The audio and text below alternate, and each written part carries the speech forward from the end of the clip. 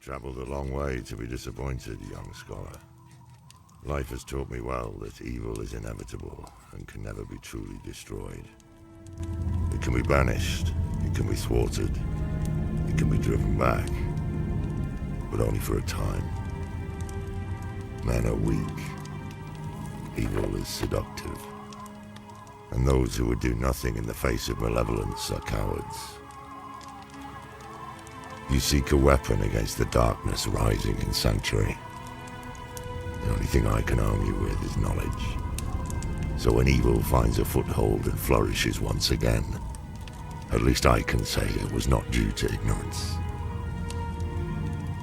For untold eons, an eternal conflict has raged between the demonic hordes of the burning hells and the angelic host of the high heavens. Scholars have spilled gallons of ink and spent their eyesight in dim scriptoriums, writing and debating how these two factions began, and what came before them, before us. It is said the first being, Anu, was the sum of all things, good and evil, light and dark, physical and mystical, joy and sadness, the one. Anu wished to be free from the malignance of evil, and so separated and expelled the darkness within. But what is cast off does not simply disappear, and that darkness found its shape in the seven-headed dragon, Tathamet, the prime evil, who fought ceaselessly with Anu to their mutual destruction. It is said, when the remains of these two titans settled, the universe as we know it came into existence. All the realms of the high heavens, the burning hells, and pandemonium. Tathamet's blackened husk gave birth to the burning hells, and each of the seven heads transformed into the seven great evils, each with dominion over their own realm. The three most dominant of these inherited the title of prime evil, feeding off one another to maintain dominion and rule over the legions of the burning hells. There was Mephisto, lord of hatred, intelligence and cunning, father of Lucian and Lilith, the mother of Sanctuary. Baal, lord of destruction, corrupter of the world stone. And Diablo, lord of terror. As Deckard Cain once wrote, for as long as man fears the dark, Diablo will remain the most insidious and, I would argue, the most powerful of all the evils. The four lesser evils, no less dangerous to the people of Sanctuary, are not to be discounted on the basis of their title. Underestimating their capabilities and intentions is a sure path to our destruction. Belial, lord of lies, uses poisonous untruths to create an ever darker, fractious world. Juriel, lord of pain, revels in the cacophonous screams of those in physical agony. Even demons are no stranger to his torment. Andariel, the maiden of anguish, is the counterpart of Juriel. Whereas he delights in bodily torment, Andariel derives pleasure from anguish of the mind and soul.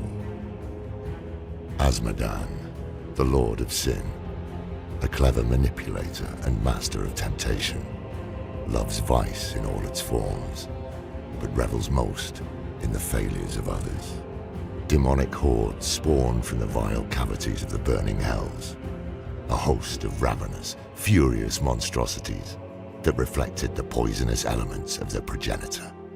There are demons beyond counting in the burning hells. At the center of the high heavens lies the crystal arch, said to be formed of Anu's spine. When it vibrates in perfect harmony, an angel is created, embodying an aspect of what Anu had once been. The purest of these become archangels, and 5 rose above the rest to lead the host of the high heavens. Imperius, archangel of valor, a brilliant tactician who commanded the warriors of heaven and led them into battle with hell, but whose pride has led to much destruction. Tyrael, former archangel of justice, who abandoned his rigid dedication to justice and took up the aspect of wisdom instead. He supported the many causes of humanity, renounced his angelic nature, and fell to earth as a mortal. Sanctuary would have fallen to darkness long ago without his aid. Inarius, creator of Sanctuary, served under Tyrael and was an advisor to the council until he rebelled.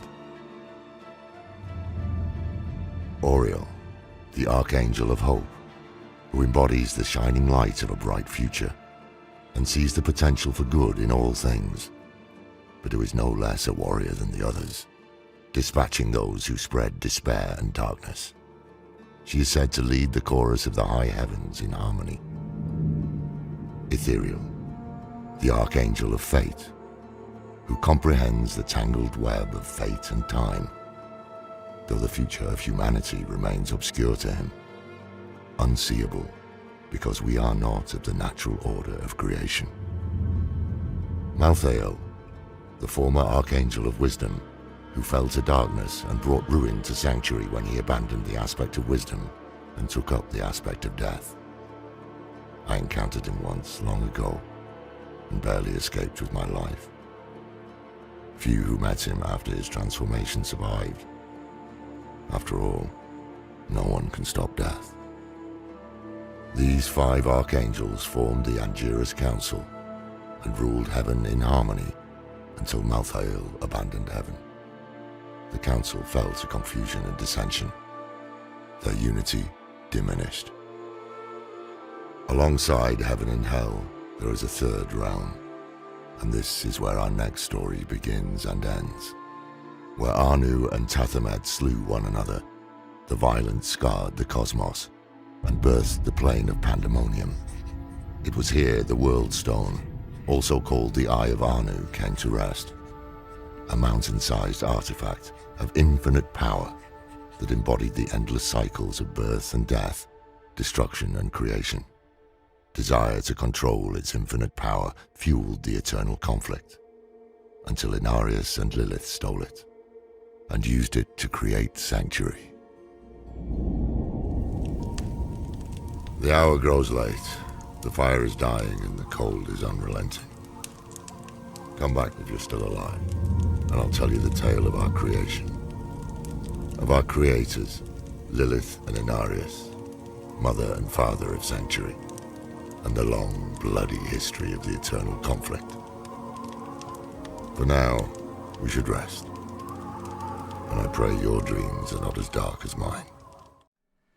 Thank you for watching the video. Hope you enjoyed it. If you did, please like, subscribe, thumbs up, or comment. We appreciate any support for the channel. Thank you very much. Have a great day.